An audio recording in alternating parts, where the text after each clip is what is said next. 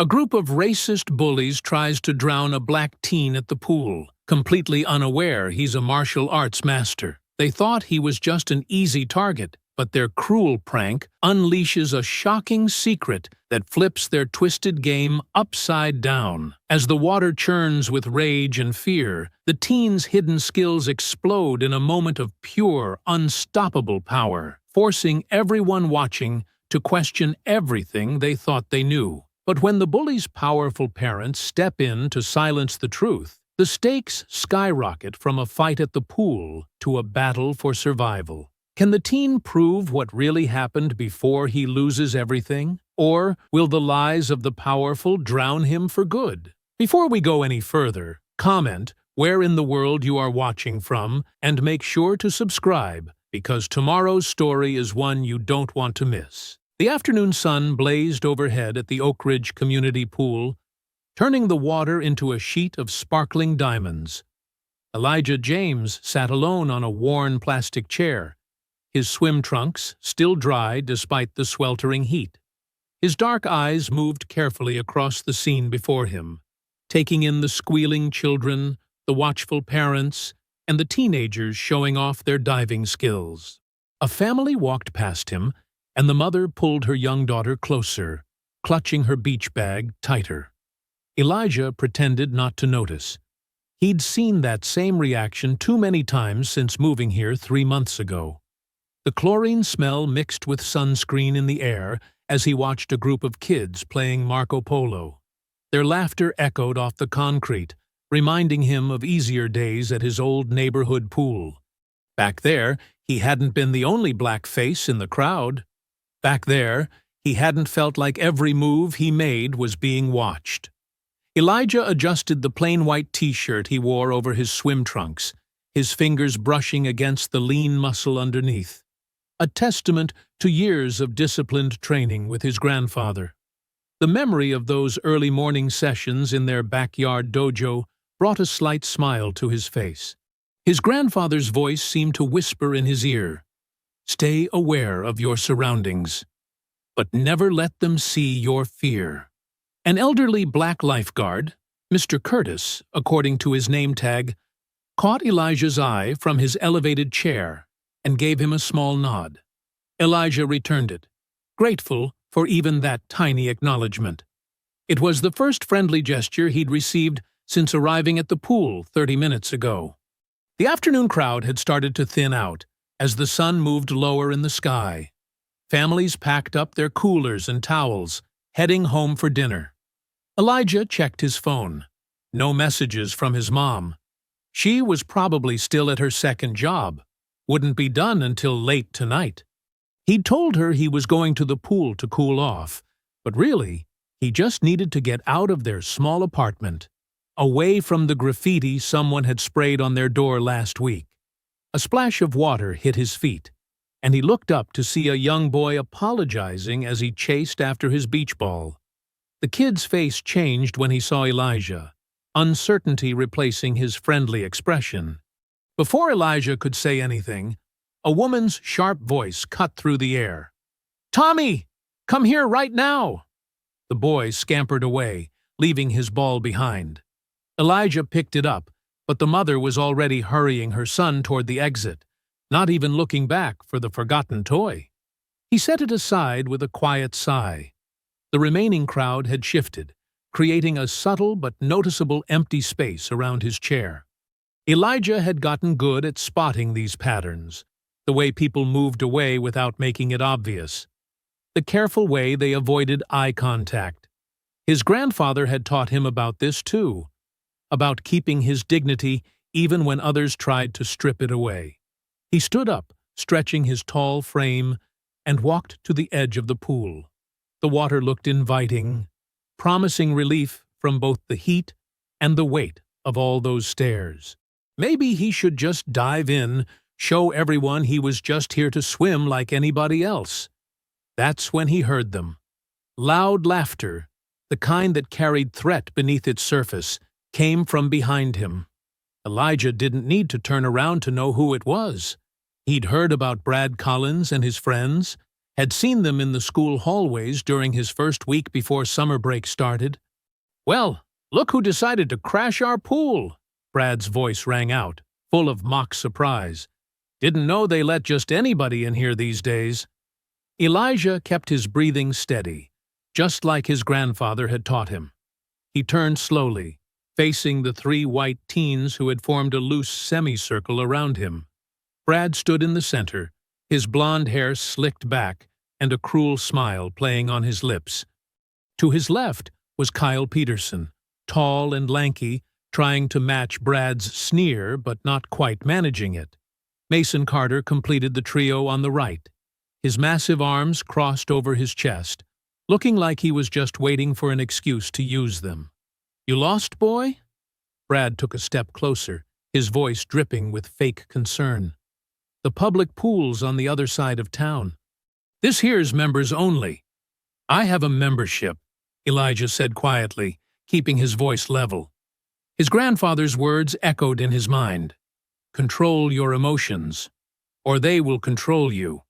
Kyle let out a forced laugh. "Hear that, Brad? He's got a membership.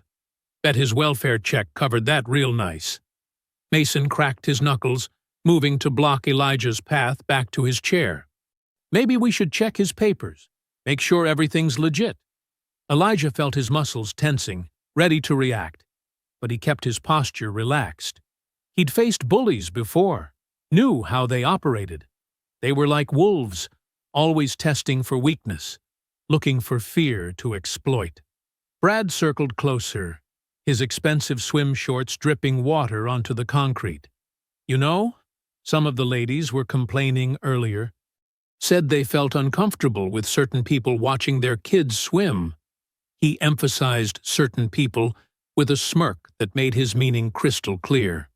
The few remaining pool-goers were pretending not to notice what was happening, suddenly very interested in their phones or gathering their belongings. Even the younger lifeguard on duty seemed to be deliberately looking the other way, though Mr. Curtis was watching intently from his post, his hand hovering near his whistle. "I'm just here to swim," Elijah said, taking a careful step back from the edge of the pool. He knew better than to let them box him in against the water. "Oh, you want to swim?" Brad's voice rose, making sure others could hear. "We're just trying to be friendly here. Show you around our pool. Right, boys?" Kyle and Mason moved in closer, their feet shuffling forward on the wet concrete. The three of them had formed a tighter circle now, like sharks closing in on prey. But Elijah wasn't prey, and he wasn't going to let them see him sweat. His grandfather had taught him better than that. "What's wrong?" Brad taunted, his voice thick with mock hurt. "Don't want to make new friends? And here we are, being so welcoming and all." The attack came without warning. One moment Elijah was standing his ground, the next he felt Brad's hands slam into his chest. The force knocked him backward, his feet leaving the concrete as he tumbled into the deep end of the pool. The shock of cold water hit him just as he heard their laughter above the surface. Elijah kicked hard, pushing toward the light, but as his head broke through, a heavy hand forced him back down. Water rushed into his nose and mouth. He tried to twist away, but more hands grabbed at him, pushing and holding him under. Through the churning water, he could see their distorted faces above him, laughing and jeering. Mason's meaty fingers dug into his shoulder, while Brad's hand pressed down on the top of his head. Kyle's kicks stirred up the water, making it harder to see, harder to orient himself. "How's the water, boy?" Brad's muffled voice came through the surface. "Nice and refreshing, right?" Elijah's lungs began to burn. He forced himself to stay calm, to remember his training. His grandfather's voice cut through the panic. "Water is like any other battlefield. Use your opponent's force against them." He could hear splashing above. Knew the bullies were trying to make it look like roughhousing to anyone watching. But their grips were too tight, too deliberate. This wasn't play. They were trying to hurt him, maybe even kill him. Mason yanked him up for a moment.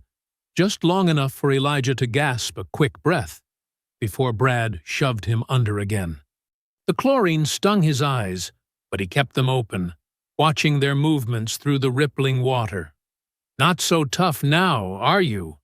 Kyle's distorted voice taunted as Elijah thrashed, playing up his struggle while actually positioning himself.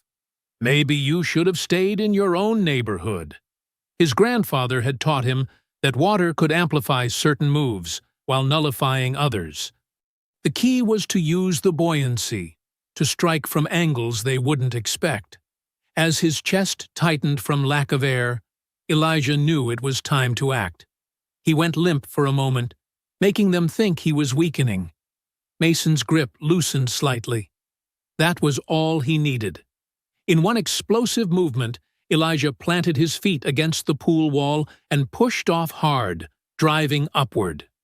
His right leg shot out of the water like a torpedo, catching Mason square in the chest with a perfectly executed front kick. The big bully stumbled backward, eyes wide with shock, gasping as the air rushed from his lungs. Before the others could react, Elijah twisted underwater, his arms moving in practiced patterns. He grabbed Kyle's ankle and pulled, using the water's resistance to amplify the force.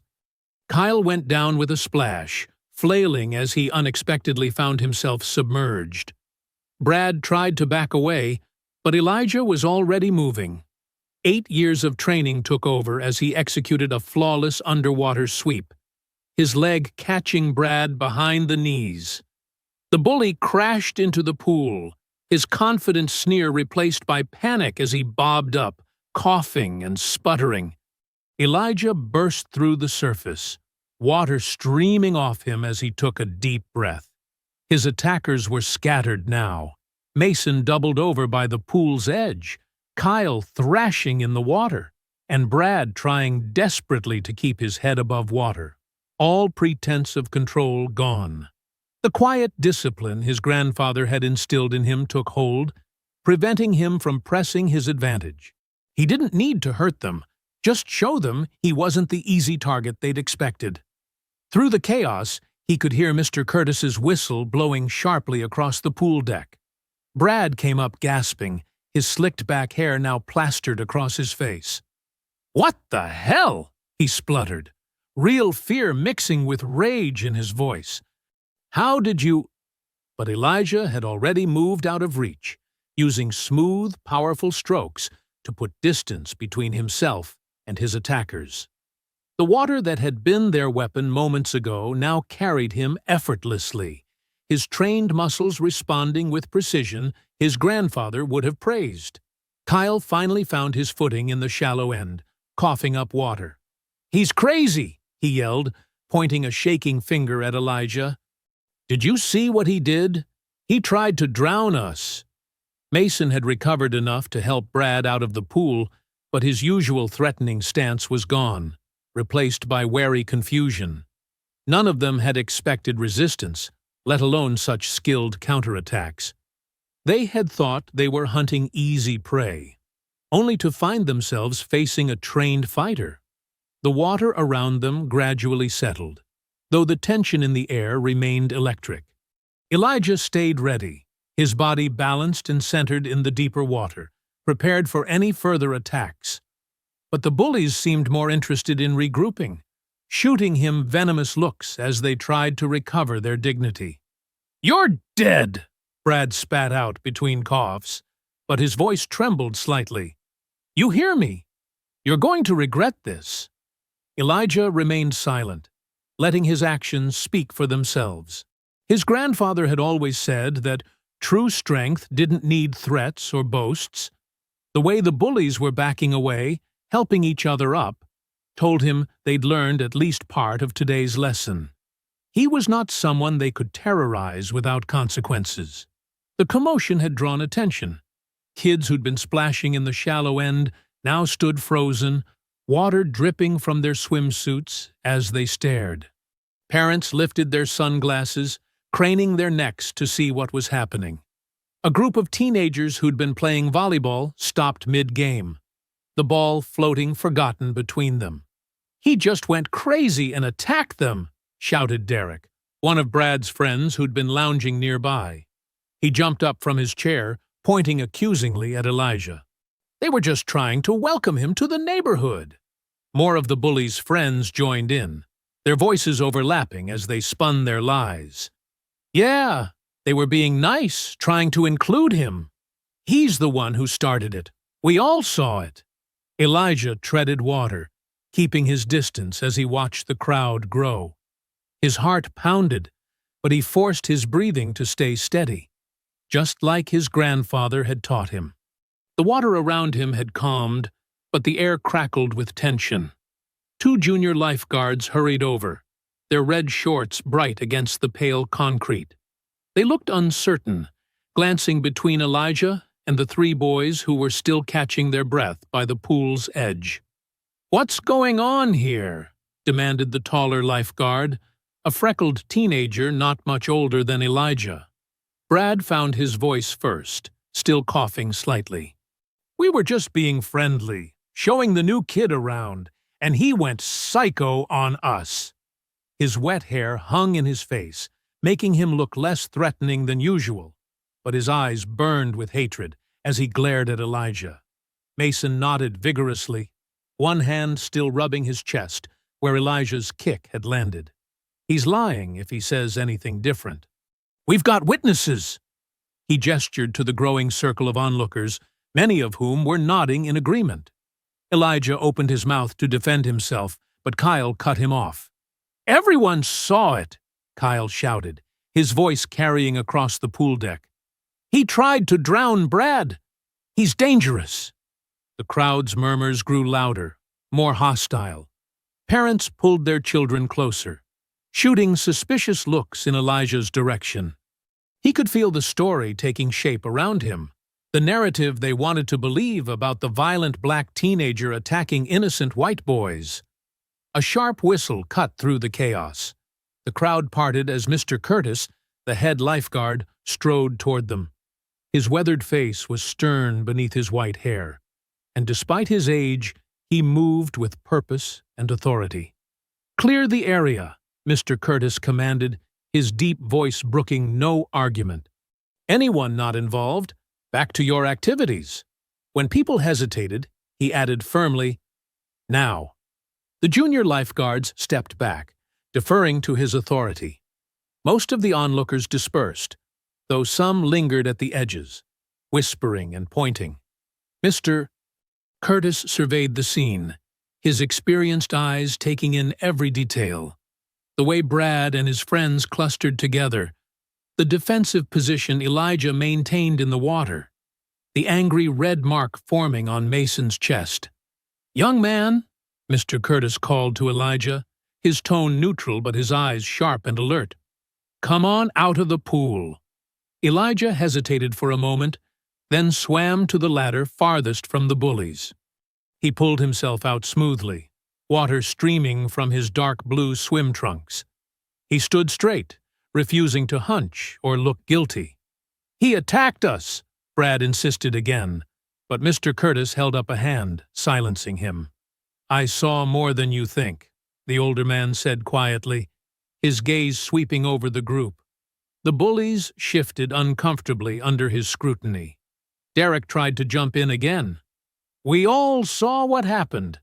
He's the one who—" "Did I ask you to speak?" Mr. Curtis cut him off, his voice still calm but carrying an edge of steel. Derek's mouth snapped shut.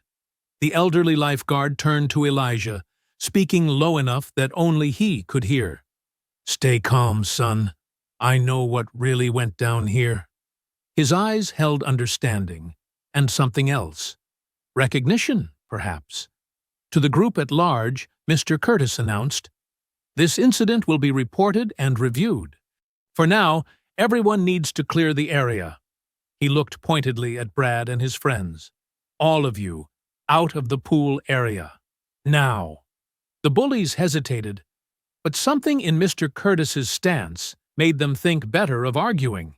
They gathered their things, shooting venomous looks at Elijah as they headed toward the exit. "You, Mr. Curtis said quietly to Elijah, "Come with me." He placed a gentle but firm hand on Elijah's shoulder, steering him away from the curious stares and whispered accusations. As they walked, Elijah could hear the ripple of conversations following them.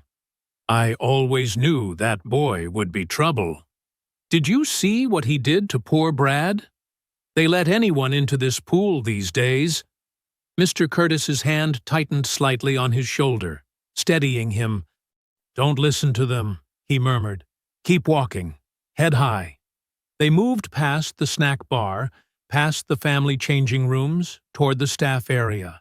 Each step took them further from the hostile atmosphere at the pool, but Elijah could feel the weight of what had happened settling over him like a heavy blanket. "Those moves back there," Mr. Curtis said softly as they walked. "I recognize that style. Your grandfather taught you well." Elijah's head snapped up in surprise, but Mr. Curtis was already opening the staff door, ushering him inside and away from the growing storm behind them. Mr. Curtis led Elijah to a weathered wooden bench tucked away behind the pool's maintenance building. The spot was hidden from the main area, shaded by old oak trees that blocked out both the sun and prying eyes. The chlorine smell faded here, replaced by the earthy scent of grass and bark. "Sit down, son," Mr. Curtis said, lowering himself onto the bench. His movements were deliberate, measured, like everything else about him. Elijah sat, his swim trunks still dripping. The rough wood pressed against his bare back, but he kept his posture straight, just as his grandfather had always insisted. "How did you know about my grandfather?" Mr. Curtis smiled, though his eyes remained serious. "I recognized those moves in the water. That combination of precision and control. That's pure James Wilson style. Your grandfather and I trained together back in '75, before he moved up north." "You knew him?" Elijah's voice softened with surprise. "Sure did. He was one of the best martial artists I ever met. More importantly, he was a man of principle."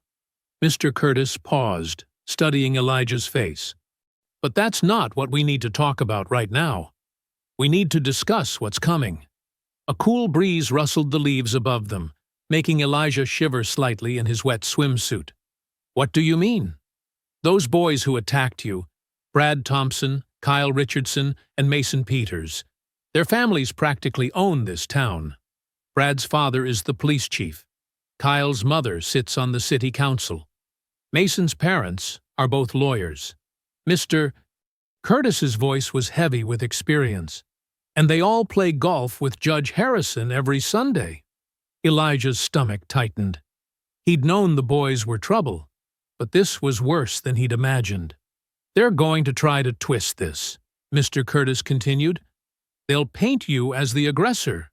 They've got plenty of friends willing to lie for them, and plenty of adults ready to believe those lies without question." He shook his head slowly. "This town has a way of seeing what it wants to see, especially when it comes to race." "But I was defending myself," Elijah protested. "They tried to drown me." "I know that. I saw enough to know exactly what happened. But truth isn't always enough in Oak Ridge." Mr. Curtis leaned forward, his voice dropping lower. "This town has a history of burying incidents like this. 20 years ago, a black family's house was vandalized. Police called it teenage pranks. 10 years ago, a black student was beaten behind the high school. They said it was just a fight that got out of hand. 2 years ago, a black business owner found threats painted on his store. They dismissed it as random graffiti." Elijah's phone buzzed in his backpack, which sat at his feet. Then it buzzed again. And again. "The rumors are already spreading," Mr. Curtis said grimly. "Social media moves faster than truth these days." With slightly trembling hands, Elijah pulled out his phone. The screen was lit up with notifications, text messages, Instagram alerts, Snapchat updates. His heart sank as he began to read. "Psycho attacked Brad at the pool. New kid went crazy, tried to kill Kyle and Mason. Watch out for the violent new kid. The messages kept coming, each one worse than the last. Someone had already posted a video, carefully edited to start after the bullies had pushed him in, showing only his defensive moves out of context. The comments were filling up with hate and accusations. They should arrest him. Knew he was trouble. Keep him away from our pool. Photos appeared of Brad, Kyle, and Mason looking injured and upset, though Elijah knew they'd barely been hurt. Their friends were sharing the pictures everywhere, adding their own fake witness accounts. I was there. He just snapped and attacked them. They were being so nice to him, too. This is what we get for letting them in our neighborhood. Elijah's hands shook harder as he scrolled through the growing pile of lies. Each buzz of his phone felt like another nail in a coffin being built around him. The truth was being buried under an avalanche of false stories and racist assumptions, and he could feel the weight of it crushing down on him. "They're framing me," he whispered, his voice tight with disbelief and growing fear. "They're making everyone think I'm some kind of monster." Mr. Curtis placed a steady hand on Elijah's shoulder. "That's their game. They've played it before. But listen to me. You're not alone in this fight." Another wave of notifications flooded Elijah's phone. More accusations, more threats, more lies spreading like poison through the community. His heart sank further as he realized how quickly his life was being turned upside down. All because he'd dared to defend himself against 3 racist bullies who'd tried to drown him. The phone buzzed again, and this time it was a direct message from Brad. "You're dead meat now, boy. Nobody's going to believe you over us. Welcome to Oak Ridge." The evening sun cast long shadows through the windows of the small rental house as Elijah sat at the kitchen table with his mother. His shoulders shook with quiet sobs, while Denise held him close, her work uniform still on from her shift at the diner. "I didn't start it, Mom," Elijah choked out between breaths. "They tried to drown me. I just defended myself like Grandpa taught me." Denise stroked his back gently, her own eyes glistening. "I believe you, baby. I know you wouldn't hurt anyone unless you had to." Her voice was soft, but steady, an anchor in the storm of his emotions. The kitchen was warm and cramped, dishes from breakfast still in the sink, because Denise hadn't had time between jobs to wash them. The ancient refrigerator hummed loudly, its familiar drone usually comforting, but now just adding to Elijah's headache. "The whole town thinks I'm some kind of violent thug," he said, wiping his eyes with the back of his hand. "You should see what they're saying online. They're making up stories saying I just attacked those guys for no reason." Denise's arms tightened around him. "People in this town have always been quick to believe the worst about folks like us. But we know the truth. You're your grandfather's grandson. Disciplined, honorable, strong." Elijah pulled back slightly to look at his mother's face. Even exhausted from working 3 jobs, her eyes held that fierce protective love that had gotten them through so many hard times. "What are we going to do, Mom?" "Mr. Curtis says their parents are really powerful here.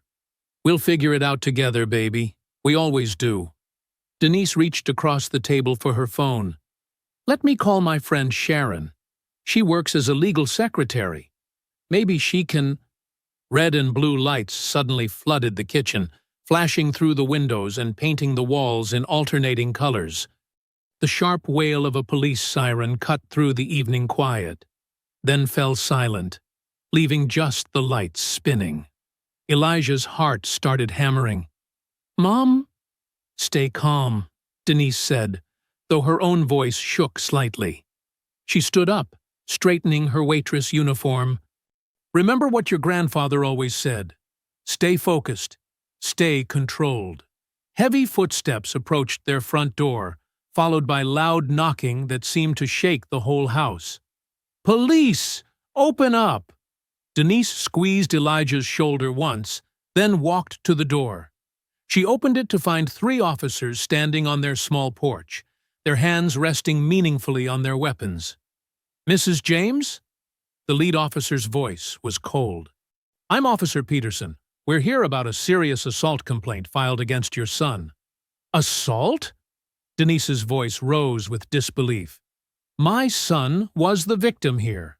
Those boys tried to drown him at the pool today." "That's not what multiple witnesses are saying, ma'am." Officer Peterson's eyes shifted to Elijah, who had moved to stand behind his mother. "We have statements from several people saying your son violently attacked 3 minors without provocation." "That's a lie!" Elijah burst out, his frustration overwhelming his usual quiet nature. "They pushed me in and held my head underwater. I couldn't breathe. I only defended myself." "Watch your tone, son," another officer warned, taking a step forward. "We've got video showing you assaulting those boys." "That video is edited," Elijah protested. "It doesn't show what they did first."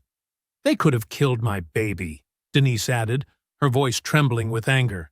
"And now you're here threatening him instead of investigating the real criminals?" Officer Peterson's face hardened. "Mrs. James, I suggest you and your son cooperate. We can do this the easy way or the hard way." "Are you threatening us?" Denise demanded, drawing herself up despite being much shorter than the officers. "My son has the right to defend himself against racist attacks." "Watch the accusations, ma'am," Peterson snapped. "One more word about racism, and we can discuss obstruction charges." Elijah felt his mother's hand grip his arm, warning him to stay quiet. His grandfather's voice echoed in his head. "Control your emotions, or they'll control you." "Here's your court summons," Peterson said, thrusting a paper at Denise. "Juvenile court, next Tuesday at 9 a.m. Your son better be there, or we'll come back with an arrest warrant." Denise's hands shook as she took the paper, but her voice remained steady. "We'll be there. And we'll be filing our own complaint about those boys trying to drown my son." Peterson's laugh was sharp and dismissive. "Good luck with that. Chief Thompson will be very interested in your version of events." He turned to leave, then looked back with cold eyes. "Word of advice? Keep your son under control. Wouldn't want any more incidents." The officers walked back to their cruiser, leaving Denise and Elijah standing in the doorway. The emergency lights continued to flash for a moment longer, then went dark, plunging their small front yard into shadow. Denise closed the door slowly, then leaned against it. Her strong facade crumbled as tears began rolling down her cheeks. "Oh, baby." Elijah hugged his mother tightly, feeling her whole body trembling. The court summons fell from her hand to the floor, the official letterhead stark against their worn carpet. Terror gripped his heart as the reality of their situation sank in. They were alone against the whole system, and the system had already decided he was guilty. "What are they going to do to me?" he whispered into his mother's shoulder. Denise pulled back, wiping her eyes and trying to compose herself. "They're trying to scare us, baby. But we're not going to let them win. We're going to fight this." But Elijah could see the fear behind her brave words. They both knew what happened to black teens who got caught up in the justice system. One court appearance could destroy his whole future, and that's exactly what the bullies and their powerful parents wanted. Elijah woke to the sound of his mother's sharp intake of breath. Sunlight was just beginning to filter through his bedroom window, but something felt wrong. The morning silence held an edge that made his skin prickle. "Elijah!" His mother's voice carried from the front of the house. "Baby, come here, quick." He threw off his covers and rushed out, heart pounding. The living room was filled with an unusual brightness, and as he entered, he saw why. Shards of glass littered the carpet around the big front window. Now just an empty frame with jagged edges. The morning breeze pushed through the hole, making the curtains dance. "Mom!" Elijah called out, carefully stepping around the glass. "Are you okay?" "I'm out here," she answered from outside. Her voice sounded tight, controlled in that way that meant she was holding back tears. Elijah found her standing in the driveway, staring at their garage door. His breath caught in his throat. Bright red letters screamed, "Go home," across the white surface, the paint still looking wet and fresh. Several rocks lay scattered nearby, the same ones that had been used on their window. "I already called the police," Denise said quietly, her arms wrapped around herself despite the morning warmth. "Not that they'll do anything." Elijah touched the paint with trembling fingers. It came away red on his skin, like blood. "This is because of yesterday. Because I fought back." "This is because they're cowards," Denise corrected firmly. "They come in the night like thieves, because they're afraid to face us in the light." A car slowed as it passed their house. The driver craned his neck to stare at the graffiti, then sped up when he saw them looking back. Word would spread fast in their small town. By noon, everyone would know. "We should start cleaning this up," Elijah said, trying to sound practical even as rage and fear churned in his stomach. "Before more people see." "No," Denise's voice was steel. "Let them see. Let everyone see what kind of town this really is." She pulled out her phone and started taking pictures. "We're documenting everything." Elijah looked at the broken window, the scattered rocks, the hateful message.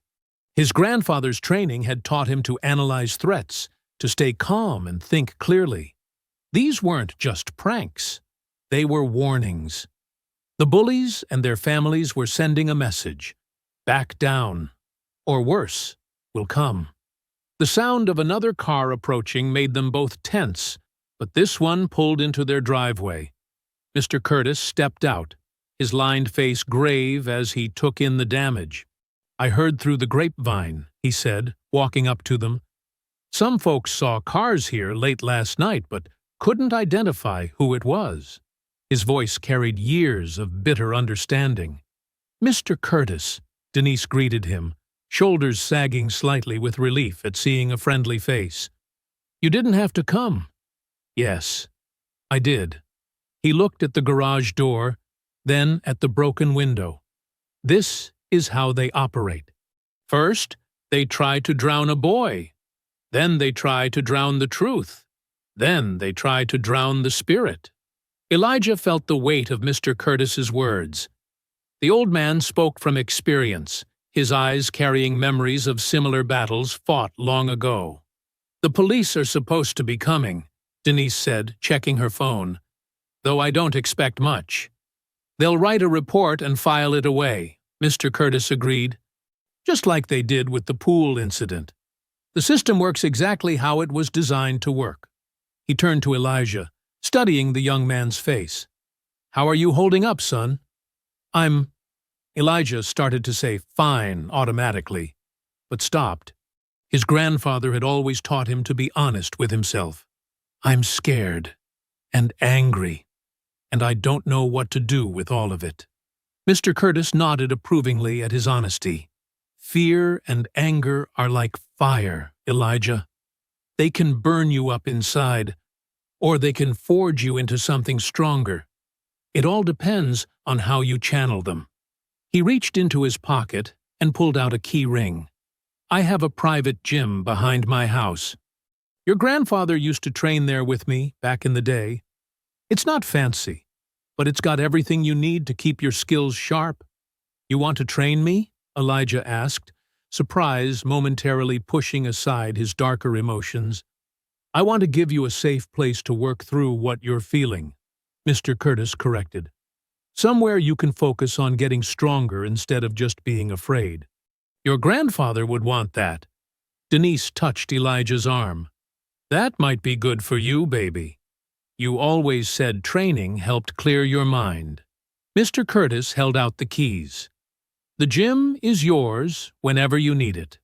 Early morning, late night, doesn't matter. Better than sitting here waiting for the next rock to come through your window." Elijah took the keys, feeling their weight in his palm. His grandfather had always said that martial arts wasn't just about fighting, It was about finding your center when the world tries to knock you off balance. "Thank you, Mr. Curtis," he said quietly. "Don't thank me yet," the old man replied with a slight smile. "Wait until you see what kind of training I have in mind. Your grandfather and I learned some pretty effective techniques in Vietnam that most dojos don't teach anymore." A police car finally turned onto their street, moving with deliberate slowness. Mr. Curtis's expression hardened as he watched it approach. "They'll try to minimize this," he warned. "Make it sound like kids playing pranks. Don't let them dismiss what's really happening here."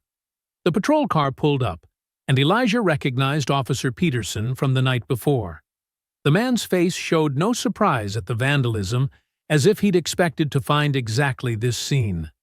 That afternoon, the summer heat pressed down like a heavy blanket as Elijah walked his bike up Mr. Curtis's gravel driveway.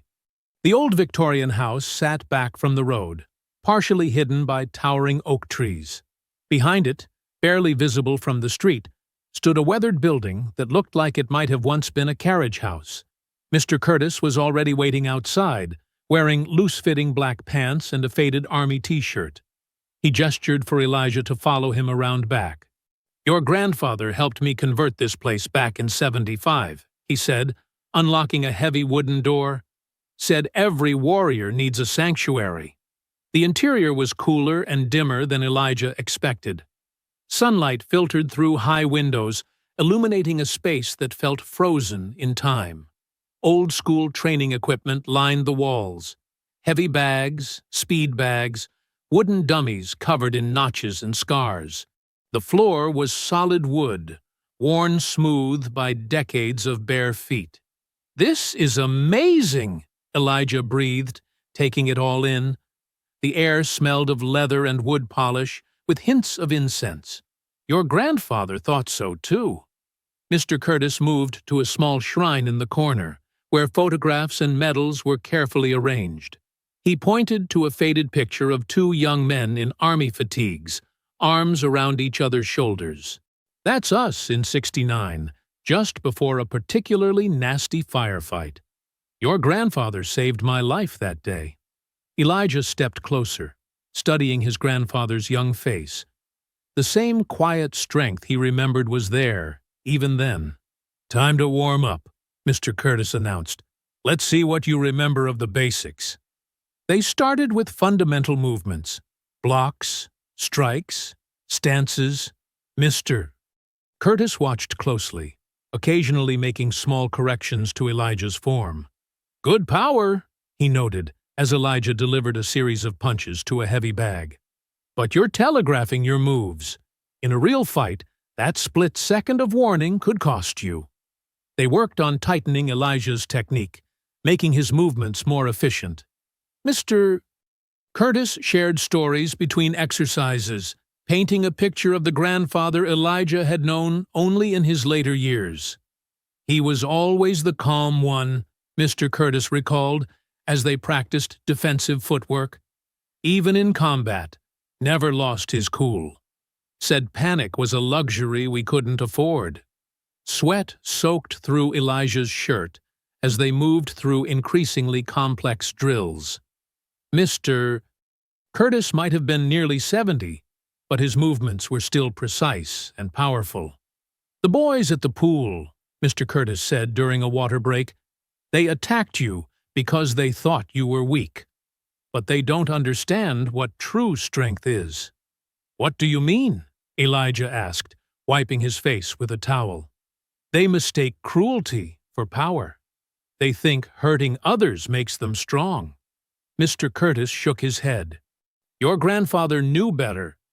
He taught that real strength comes from protecting yourself and others with control and dignity." They moved on to grappling techniques, ways to break holds and escape from bigger opponents. Mr. Curtis demonstrated moves slowly, explaining the principles behind each one. "These were your grandfather's specialties," he said, as Elijah practiced breaking out of a chokehold. He believed that size doesn't matter if you understand leverage and timing. The afternoon light began to fade, As they continued training, Mr. Curtis shared more stories about Vietnam, about the civil rights era, about teaching martial arts to black kids in a time when many dojos wouldn't accept them. "Your grandfather never backed down," he said, watching Elijah work combinations on the heavy bag. "But he never started fights either. He knew the difference between standing up for yourself and looking for trouble." Finally, as the sun dipped toward the horizon, Mr. Curtis called an end to the session. Elijah's muscles ached, but he felt more centered than he had since the pool incident. "Same time tomorrow?" Mr. Curtis asked, helping Elijah wrap an ice pack around his knuckles. "Yes, sir," Elijah nodded.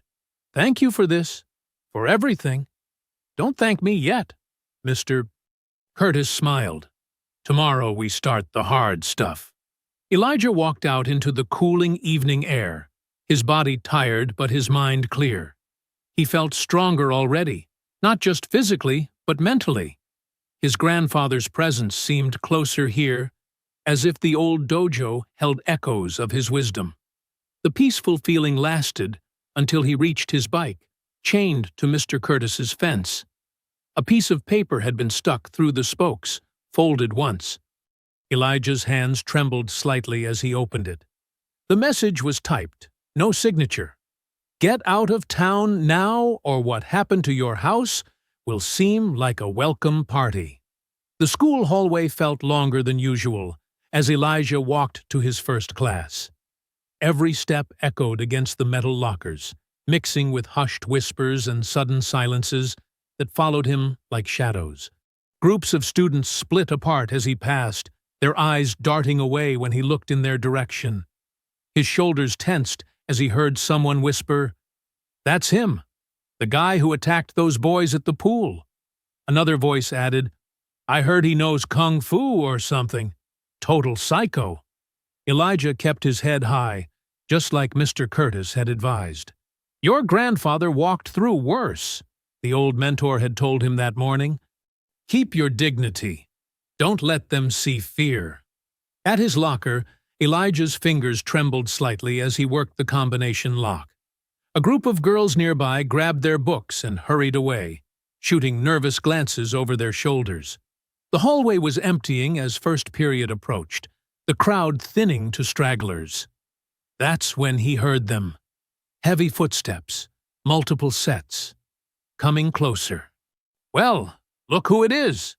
Brad's voice dripped with venom. "The Karate Kid himself."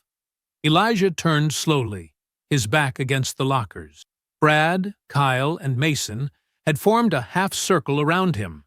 Brad's eye was still swollen from the pool incident, and Mason walked with a slight limp.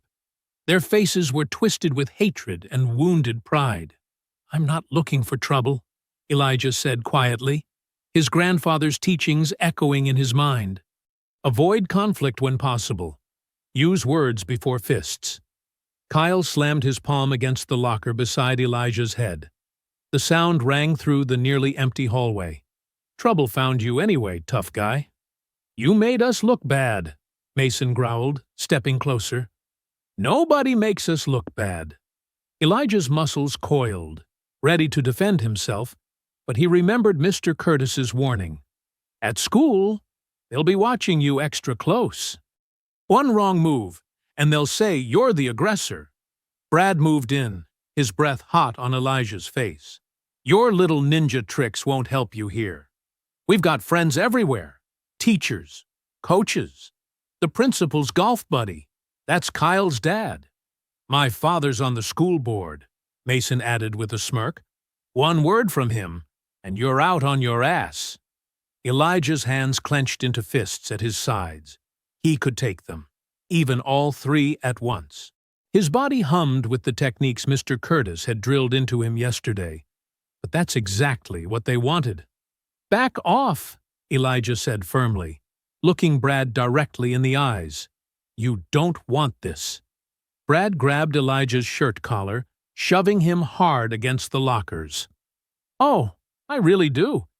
You think you're so tough? Let's see those moves now, with witnesses around." A few students had stopped to watch, phones raised. Exactly as planned, Elijah realized. They wanted him to fight back, to prove their lies about him being violent. "What's going on here?" A sharp voice cut through the tension. Mrs. Henderson, the English teacher, strode toward them, her heels clicking against the linoleum. Brad immediately released Elijah's shirt and stepped back, his face transforming into a mask of innocence. "Nothing, Mrs. Henderson." "Just talking." "He was threatening us again," Kyle added quickly. "Like at the pool." Elijah straightened his shirt, his voice steady despite the anger burning in his chest. "That's not true. They cornered me." "Enough!" Mrs. Henderson cut him off. She looked at the three white boys, then at Elijah. Her lips pressed into a thin line. "I've heard about the pool incident, Mr. James, and I've heard about your martial arts background." The way she said it made it sound dirty, dangerous, like having self-defense training made him some kind of thug. "Mrs. Henderson, they're lying. They tried to—" "I said enough."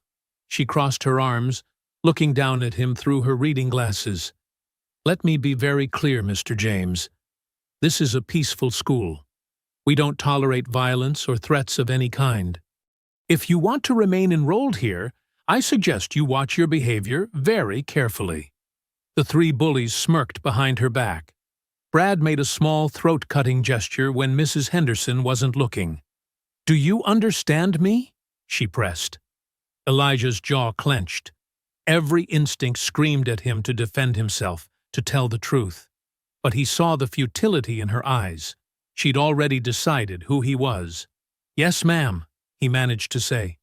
"Good. Now, get to class, all of you." She watched as Brad and his friends sauntered away, then turned back to Elijah with a stern look. "Remember what I said, Mr. James. One wrong move, and you'll regret it." The warning hung in the air as she walked away, leaving Elijah alone in the hallway. The bell rang, its shrill tone matching the ringing in his ears. He stood there for a moment, his reflection fractured in the scratched metal of the lockers, feeling the weight of injustice pressed down on his shoulders. The punching bag swayed violently as Elijah unleashed a series of rapid strikes. Sweat dripped down his face in Mr. Curtis's small backyard dojo, the evening air thick with humidity. Each punch carried the weight of the day's frustrations, the whispers, the threats, Mrs. Henderson's dismissal. "Harder!" Mr. Curtis called from where he stood watching. "But control your breathing. Anger makes you sloppy." Elijah's next punch went wild, missing the center of the bag. He stepped back, chest heaving, and wiped his forehead with his sleeve. "They set me up today. Made it look like I was the one causing trouble. I figured they would." Mr. Curtis moved closer, his weathered hands adjusting Elijah's stance. "Your grandfather faced the same tricks. People in power. They got a playbook for keeping others down. How did he handle it?" Elijah threw another combination, this time with better form. "Same way you will. With discipline." Mr. Curtis tapped Elijah's shoulder, signaling him to stop. "Come here. Let me show you something." They moved to the center of the training mat. The small dojo was simple but well-maintained, with worn wooden floors and walls lined with training weapons. A single photo hung near the door, Mr. Curtis and Elijah's grandfather in their younger days, both in martial arts uniforms. "Your opponents think anger is strength." Mr. Curtis demonstrated a slow, flowing movement. "But anger is like fire. Let it burn too hot. It blinds you, controls you." Elijah mirrored the movement, feeling his muscles stretch. "How can I not be angry? They're trying to destroy my life." "I didn't say don't be angry." Mr. Curtis corrected Elijah's arm position. "I said don't let anger control you. Channel it. Make it serve you instead of burning you up." They moved through the technique several times. It was more complex than anything Elijah had learned before. A series of blocks that flowed into strikes, turning an attacker's energy against them. "See how the movement redirects force?" Mr. Curtis demonstrated again. That's what you do with anger. Don't let it explode. Guide it. Use it to fuel your focus, your discipline.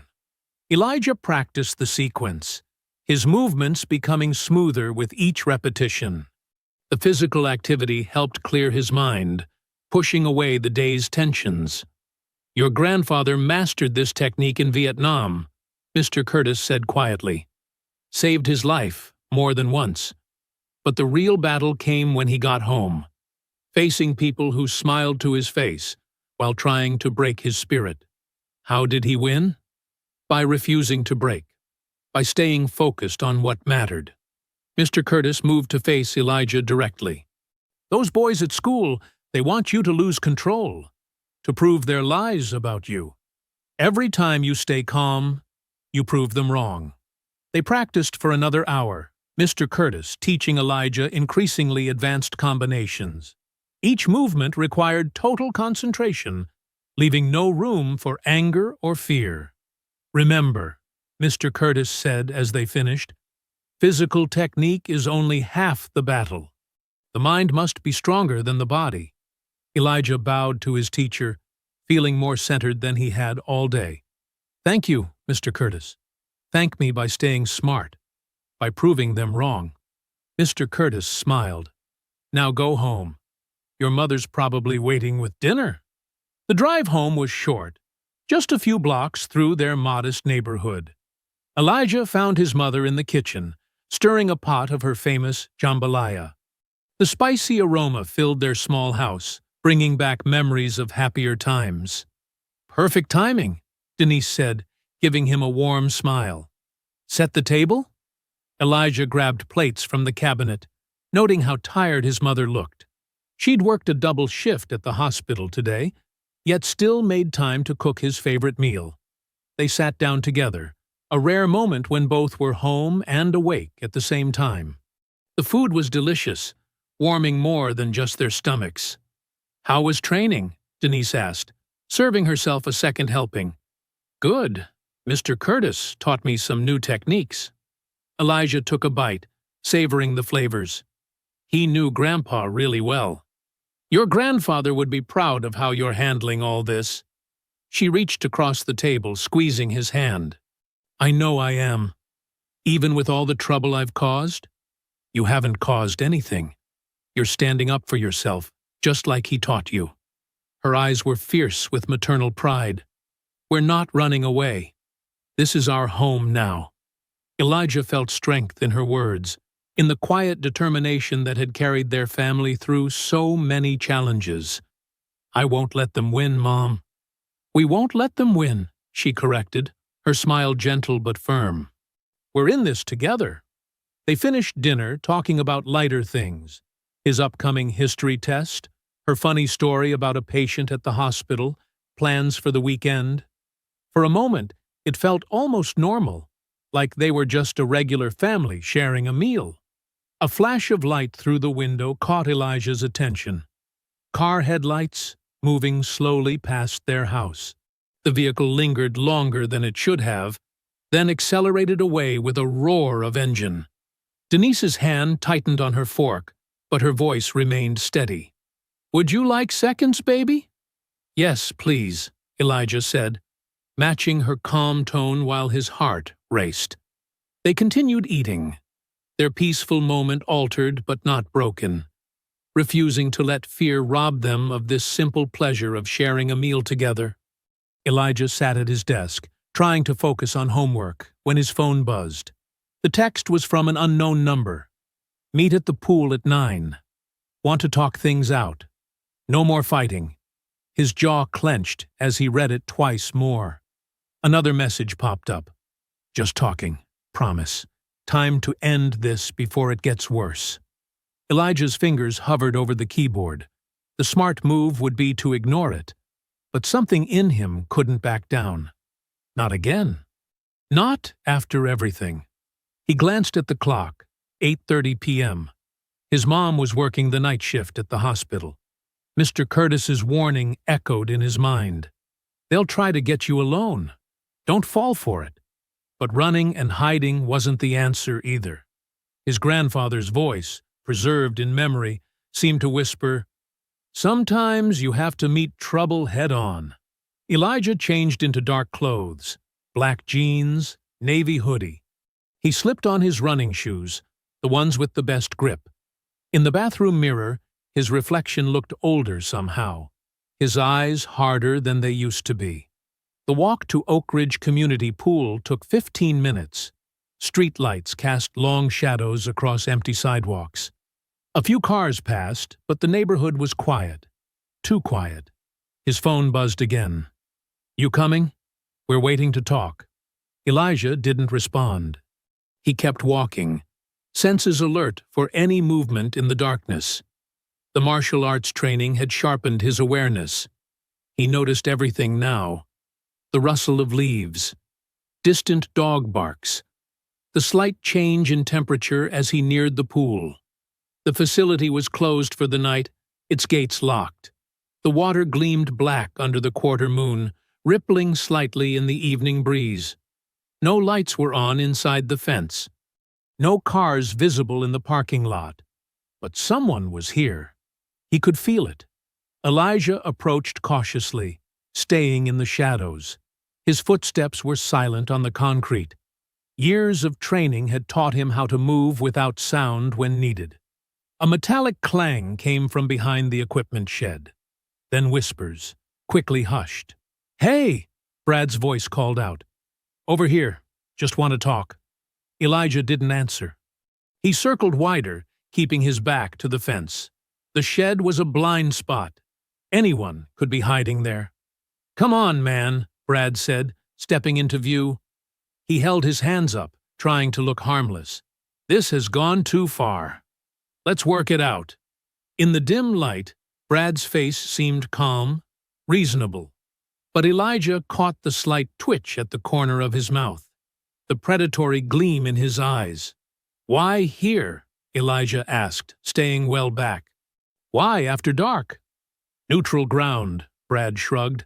"No teachers, no parents, just us sorting things out." Movement caught Elijah's eye, shadows shifting near the shed. Kyle's lanky form emerged, then Mason's broader silhouette. They spread out, trying to look casual while moving to cut off his escape routes. "You're lying," Elijah said flatly. His muscles tensed, ready to move. "Like always." Brad's fake smile vanished. "Maybe. But you still came, didn't you?" "Had to know for sure," Elijah replied. He tracked Kyle and Mason's positions without turning his head. "Had to see if you could sink any lower." Big words from someone about to get what's coming to him. Brad reached behind the shed, pulling out something long and metallic. A pipe. "You embarrassed us at the pool. Made us look weak." Kyle produced a length of chain, letting it dangle. Mason already had his pipe gripped in both hands, eager to swing. "You did that yourselves," Elijah said. He shifted his stance slightly, centering his weight. "By being cowards who only fight 3-on-1. Brad's face twisted with rage. "Get him!" They rushed forward together, weapons raised. The sound of their footsteps echoed off the pool fence as they closed in, metal glinting in the moonlight. Elijah stood his ground, hands loose at his sides, waiting. His grandfather's voice seemed to whisper again, "Let them come to you. Their anger makes them predictable." The circle tightened, 3 shadows converging with deadly intent, thinking they had him trapped. They were wrong. The pipe whistled through the air where Elijah's head had been a split second before. He moved like water, flowing past Brad's wild swing while staying just out of Kyle's chain reach. Mason lunged with his own pipe, but Elijah was already gone, circling away from their trap. "Stand still!" Brad shouted, frustration making his attacks wider, sloppier. Elijah's training took over. Time seemed to slow as his grandfather's lessons clicked into place. Use their momentum against them, he remembered. Let anger defeat itself. Kyle swung the chain in a wide arc. Elijah stepped inside the swing, caught the chain mid-motion, and yanked. Kyle stumbled forward, off balance. In one fluid motion, Elijah wrapped the chain around Kyle's wrist and pulled down hard. Kyle crashed face first into the concrete with a yelp of pain, the chain clattering away. Mason charged from behind, pipe raised high. Elijah spun, dropping low. His leg swept out in a perfect circle, catching Mason's ankles. The bigger boy went airborne, pipe flying from his grip. He landed hard on his back, the impact forcing air from his lungs in a wheezing gasp. "You're dead!" Brad swung his pipe like a baseball bat. Elijah caught it with both hands, the impact stinging his palms but stopping the momentum cold. Brad's eyes widened in shock. "No," Elijah said calmly. "I'm trained." He twisted the pipe sharply, wrenching it from Brad's grasp. In the same motion, he struck Brad's knee with a precise side kick. Brad howled, staggering backward. Kyle was up again, nose bleeding, throwing wild punches. Elijah blocked each one methodically, letting Kyle tire himself out. When Kyle overextended on a right hook, Elijah grabbed his arm and used the boy's own momentum to flip him over his hip. Kyle landed in a heap next to Mason, who was still struggling to breathe. "Stay down," Elijah warned them. "It's over." But Brad wasn't finished. He charged like a wounded bull, hatred twisting his features. Elijah sidestepped, redirecting Brad's rush toward the pool. A quick push was all it took. Brad's own speed sent him flying into the water with a massive splash. Kyle and Mason tried to scramble away, but Elijah was faster. He grabbed them both by their shirt collars, one in each hand. With strength built from countless hours of training, he dragged them to the pool's edge. "Remember trying to drown me?" he asked quietly. "Remember laughing while I fought for air?" "Please," Mason whimpered. "Don't!" Elijah launched them both into the deep end. They surfaced spluttering, thrashing in panic. Brad was already clinging to the edge, coughing up water. "How does it feel?" Elijah called out. "Being helpless? Being afraid?" The three bullies huddled against the pool wall, shivering. Their weapons lay scattered on the concrete, useless now. In the moonlight, they looked small and pathetic. "I could leave you here all night," Elijah continued, his voice steady. "Could hold you under, like you did to me. But I'm not like you." He picked up their dropped weapons one by one, tossing them far away into the bushes. "Get out! Go home! And if you ever come near me again—" "We won't," Brad sputtered, teeth chattering. "We swear." "Just let us go," Kyle pleaded. Elijah watched as they climbed out, water streaming from their clothes. They stumbled away without looking back, supporting each other as they limped into the darkness. A soft rustle came from behind the fence. Elijah spun toward the sound, ready for more attackers. But instead, he caught glimpses of several phones being quickly lowered. Whispers drifted through the night air. "Did you get it all?" "Every second." "Holy shit. That was amazing. They'll never live this down." Elijah peered into the shadows, but couldn't make out faces. The witnesses, whoever they were, melted away into the night, taking their recorded evidence with them. He stood alone by the pool, breathing steadily, letting the adrenaline fade. The water lapped quietly against the edges. Peaceful now. His grandfather would have been proud.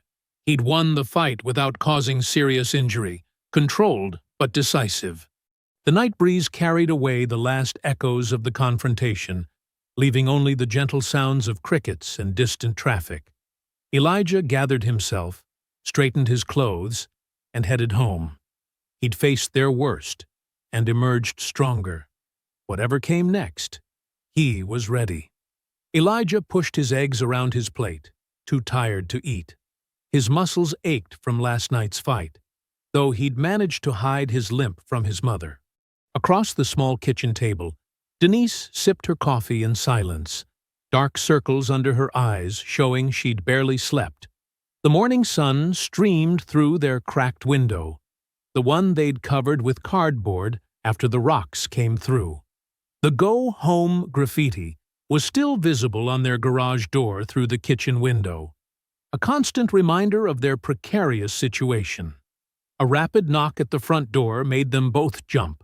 Denise's coffee sloshed over the rim of her mug. "It's Curtis!" Mr. Curtis's familiar voice called out. "You need to see this." Elijah hurried to let him in. The old instructor burst through the door, tablet in hand, practically vibrating with excitement. "Turn on the news," he ordered, already pulling up something on his tablet. "It's everywhere." Denise clicked on their small TV. The local morning news was just starting. But Mr. Curtis waved it away.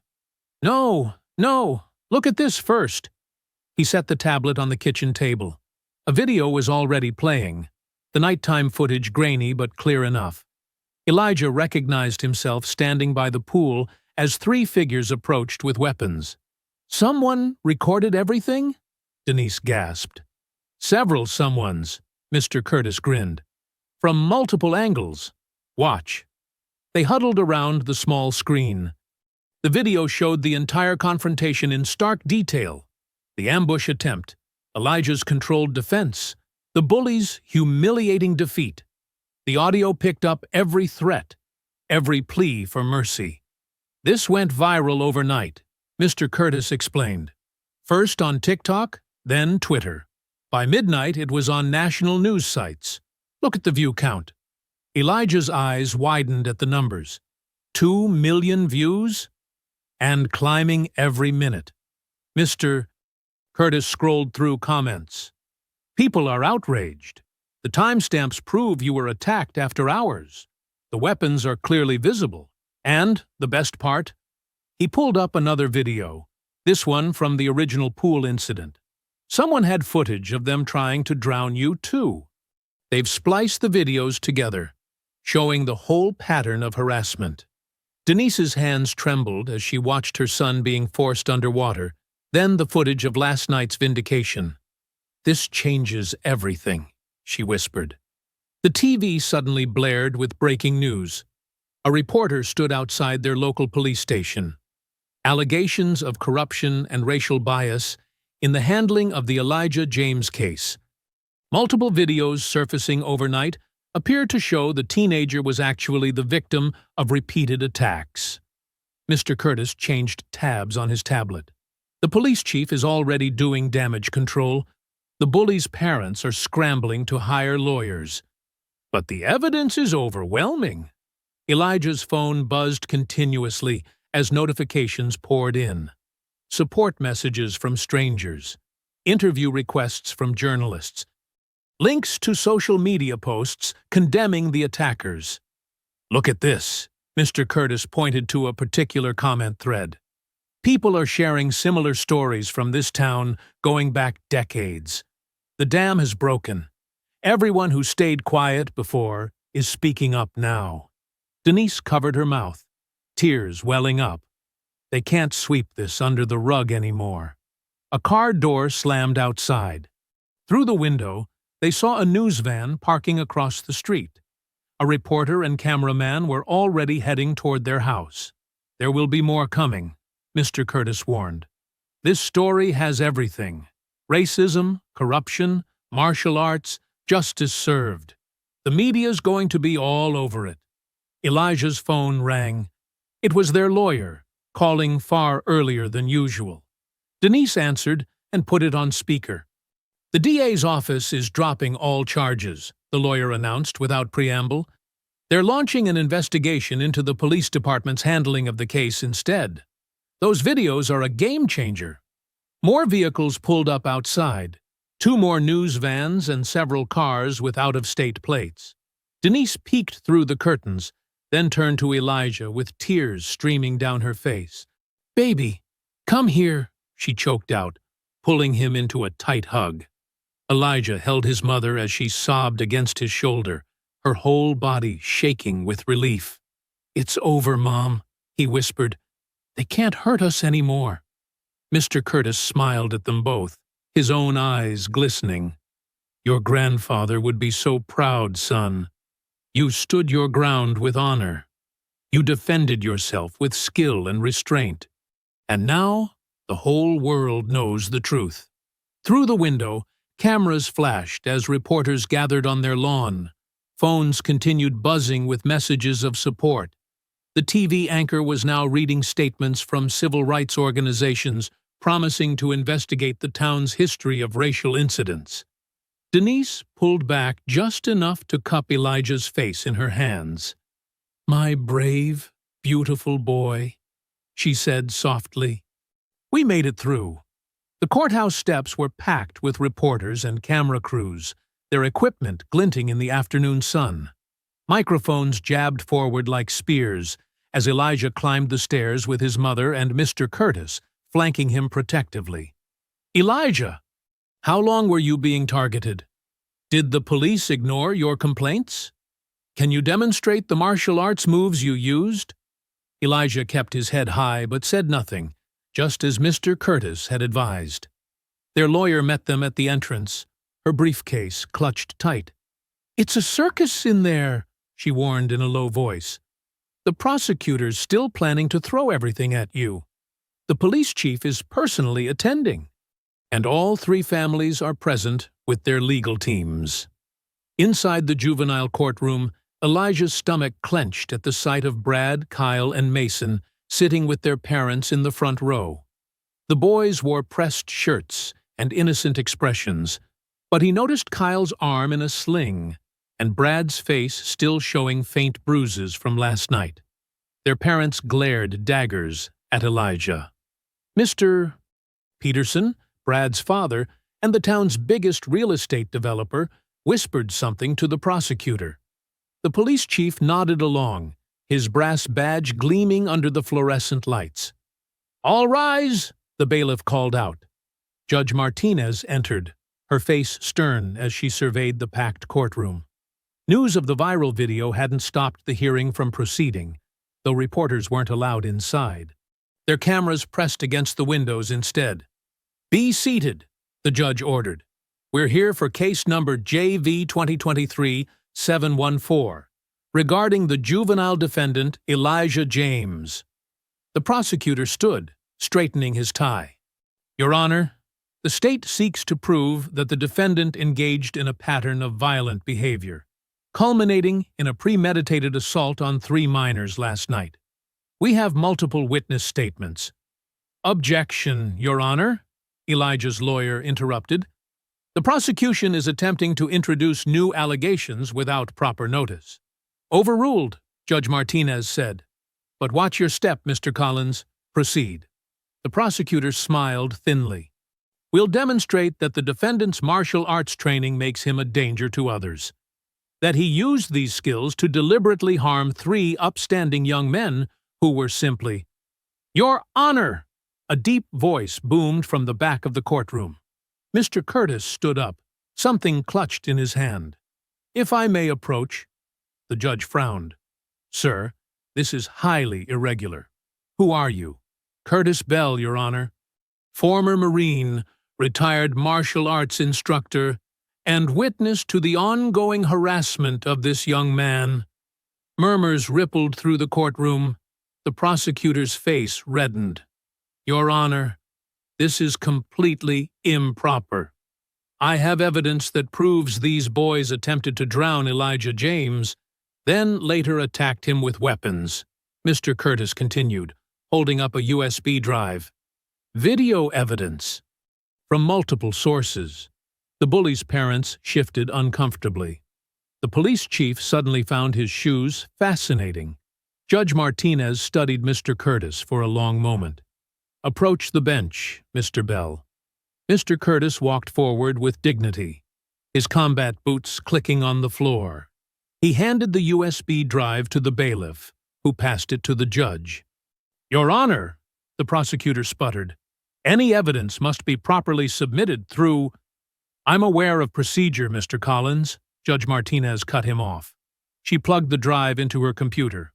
"But given the serious nature of these counter-allegations, I believe viewing this immediately serves the interest of justice."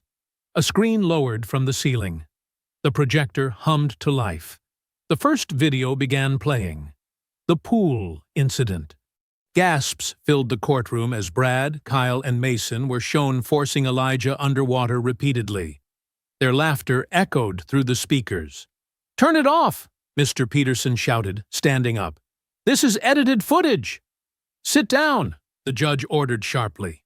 "Bailiff, remove anyone who interrupts again." The video continued, showing Elijah's desperate struggle for air. Then came footage from last night. 3 teenagers with weapons stalking toward a lone figure by the pool. The audio was crystal clear. "Time to learn your place, boy. Should have left town when we warned you. Nobody's gonna believe you anyway." Mrs. Mason covered her face. Kyle slumped in his seat. Brad stared at the floor. Different camera angles captured every moment of the attack, and Elijah's controlled defense. The timestamps were clearly visible. The weapons glinted under the pool lights. Denise gripped Elijah's hand as they watched. Mr. Curtis stood tall, arms crossed, while the prosecutor's confidence visibly deflated. The final clip showed the original pool incident from another angle, catching Brad whispering to his friends, "My dad says these people need to know their place. Nobody can touch us in this town." Silence fell as the screen went dark. Judge Martinez removed her glasses slowly. "Mr. Collins," she said quietly, "do you wish to proceed with the state's case?" The prosecutor tugged at his collar. "Your Honor, that is, perhaps a brief recess to review this new evidence." "Your Honor!" A man in an FBI windbreaker stood up from the back row. "The Bureau would like to request all evidence be preserved for our investigation into civil rights violations and obstruction of justice." Now the police chief looked ready to faint. The Bullies' parents huddled with their lawyers, whispering frantically. Judge Martinez raised her gavel. "This hearing is hereby—" Judge Martinez's gavel cracked like thunder. "This hearing is dismissed with prejudice. All charges against Elijah James are dropped immediately." She leaned forward, her eyes blazing. "Furthermore, I am ordering an immediate investigation into the conduct of all parties involved in this attempted frame-up." The courtroom erupted. People jumped to their feet, clapping and cheering. Denise pulled Elijah into a tight embrace, tears streaming down her face. Mr. Curtis placed a steady hand on Elijah's shoulder, nodding with quiet pride. "Order! Order in the court!" The judge's voice cut through the chaos. "I'm not finished." The room quieted, but tension crackled in the air. "Based on the evidence presented, I am referring this matter to the District Attorney's Office for potential criminal charges against Bradley Peterson, Kyle Richardson, Mason Thompson, and their parents for conspiracy, filing false police reports, and child endangerment." The Bullies' families jumped up in protest. Mr. Peterson's face turned purple. "You can't do this.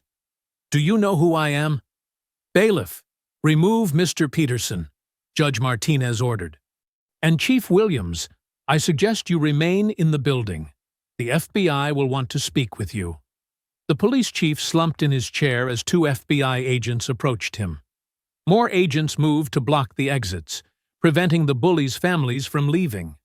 Mrs. Thompson from the PTA stood up in the gallery.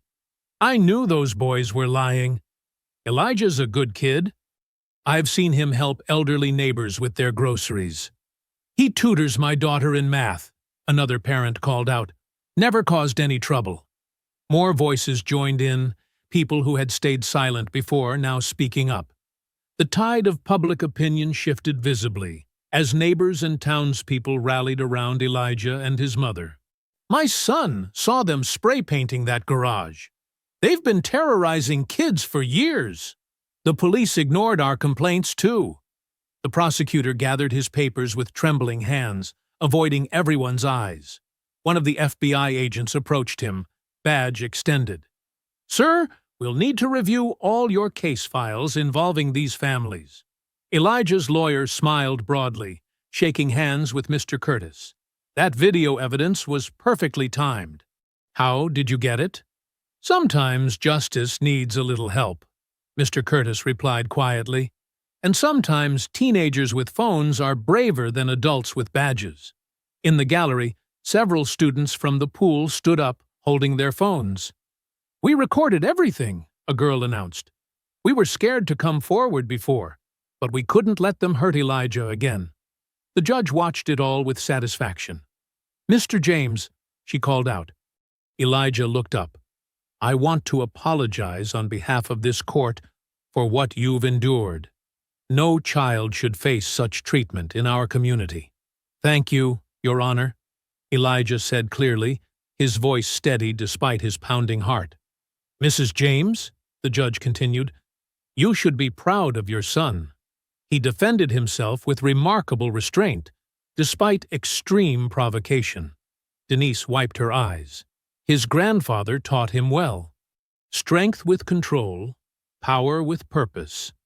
The bailiff began clearing the courtroom, but people lingered to pat Elijah's back and shake his hand. Teachers who had looked away now approached with apologies. Neighbors offered support and home-cooked meals. Brad, Kyle, and Mason were led out a side door by FBI agents, their parents following under escort. The boys looked small now, their false confidence shattered. Kyle caught Elijah's eye and quickly looked away, shame written across his face. Outside, the courthouse steps had become a media circus. Cameras flashed, and reporters thrust microphones forward as Elijah emerged with his mother and Mr. Curtis. The FBI's lead agent stepped up to the podium, adjusting the microphones. "I'm Special Agent Diana Chen with the FBI's Civil Rights Division. We are announcing a federal investigation into multiple counts of conspiracy, obstruction of justice, and child endangerment against local officials and private citizens of Oak Ridge County." She held up a hand as questions flew. "We have evidence of systematic harassment, attempted assault, and a coordinated effort to misuse the legal system to victimize a minor. Multiple arrests are pending." The Department of Justice takes hate crimes and civil rights violations extremely seriously. Reporters scribbled frantically.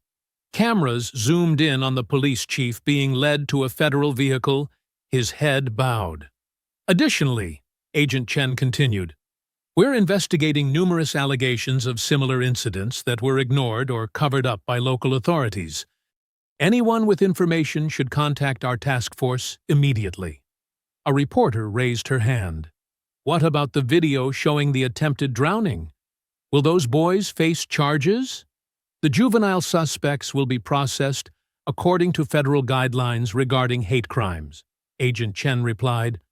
"Their parents are being charged as adults for conspiracy and child endangerment, with potential sentences of up to 20 years if convicted."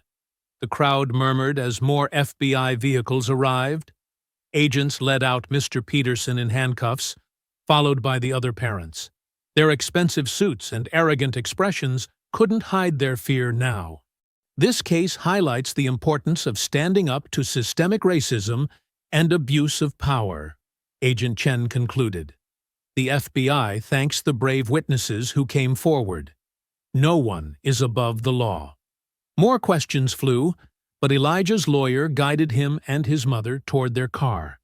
Mr. Curtis walked beside them, keeping the cameras back, but Elijah paused at the bottom of the steps, turning to face the reporters. "I just want to say something," he said quietly. The microphones swung toward him. "My grandfather taught me that martial arts isn't about hurting people. It's about protecting yourself and others with honor. I hope everyone learns from this. Not just about fighting back, but about standing up for what's right." The reporters erupted with more questions, but Elijah had said his piece. He got into the car with his mother and Mr. Curtis, leaving the media frenzy behind as Agent Chen continued detailing the charges against those who had tried to destroy him. Cardboard boxes lined the James's living room wall, each labeled in Denise's neat handwriting. Elijah taped shut another box of books, his muscles aching from 3 days of packing. The house felt emptier now, but his heart felt full. Got another scholarship letter, Denise called from the kitchen, waving an envelope. Her eyes sparkled with joy. This one's from the Civil Rights Defense Fund. Full ride to any college you choose. Elijah smiled, remembering how Mr. Curtis had worked his connections, reaching out to organizations and advocacy groups. That's the fourth one this week. And the housing assistance came through, Denise added, setting down a stack of papers. A beautiful 3-bedroom apartment in Riverside Heights. Safe neighborhood, great schools. She paused, touching the worn kitchen counter. It's more than I ever dreamed we could have. A knock at the door made them both turn. Mr. Curtis entered, carrying a box of donuts. Thought you might need breakfast. Moving day is hungry work. You're spoiling us, Denise laughed, but she took a donut gratefully. The moving truck will be here in an hour, Mr. Curtis said, settling into a kitchen chair. But first, we need to talk about tonight. Elijah looked up from his packing. What's happening tonight? The town council is holding a special meeting at the pool. They want to present you with something. I don't know. Elijah hesitated. We're leaving tomorrow. Maybe it's better to just go quietly. Mr. Curtis shook his head. This isn't about you anymore, son. It's about everyone who comes after you. The whole town needs this. Denise touched Elijah's arm. He's right, baby. Sometimes healing needs a witness. The moving truck arrived right on schedule. Professional movers, paid for by a community fund, carefully loaded their belongings. Neighbors stopped by throughout the day, bringing food and well wishes. Even Mrs. Chen from the corner store, who had barely spoken to them before, brought homemade dumplings and tears of apology. By late afternoon, most of their belongings were loaded. Elijah stood in his empty bedroom, touching the wall where his martial arts trophies had hung. So much had changed in just a few weeks. Ready? Mr. Curtis appeared in the doorway. It's almost time. They drove to Oak Ridge Community Pool in Mr. Curtis's car. The parking lot was packed. People lined the fence, holding candles despite the lingering daylight. A podium had been set up near the deep end where the attack had happened. Mayor Thompson, no relation to the arrested families, stood at the microphone. Welcome, everyone. We're here tonight to acknowledge a grave injustice and to honor someone who showed us the way forward. The crowd parted as Elijah walked through with his mother and Mr. Curtis. Faces showed shame, respect, determination. Several of his former teachers nodded tearfully. The students who had recorded the video waved from the bleachers. Elijah James, the mayor continued, demonstrated courage not just in defending himself, but in the dignity with which he faced prejudice and corruption. He helped expose long-standing problems in our community that we can no longer ignore. She gestured to a large plaque mounted on the pool's wall. This plaque commemorates not just Elijah's stand against injustice, but our commitment that such acts will never be tolerated here again. The Oak Ridge Pool will now require all staff to undergo anti-racism training. We're establishing a civilian oversight committee for our police department, and we're creating a scholarship fund for minority students in honor of Elijah and his grandfather's legacy. Applause rippled through the crowd. Agent Chen stood near the back, nodding in approval. Several FBI agents remained in town, continuing their investigation into years of covered-up incidents. The mayor held up a framed certificate. Elijah, please come forward. He walked to the podium, his steps steady. The setting sun painted the water gold behind him.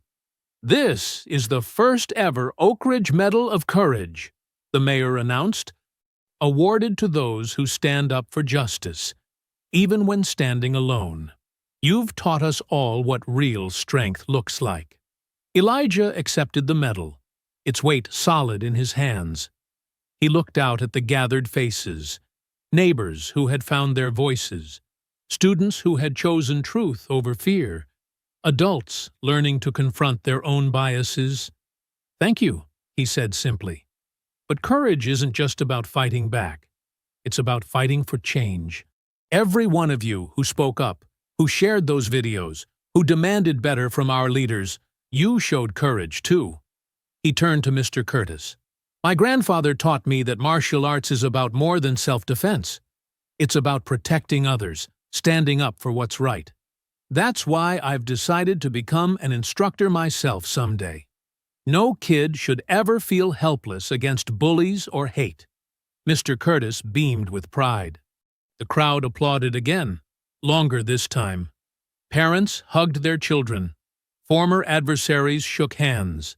The water lapped peacefully against the pool's edge, washing away old shadows. The mayor stepped forward again. This is just the beginning of real change in Oak Ridge.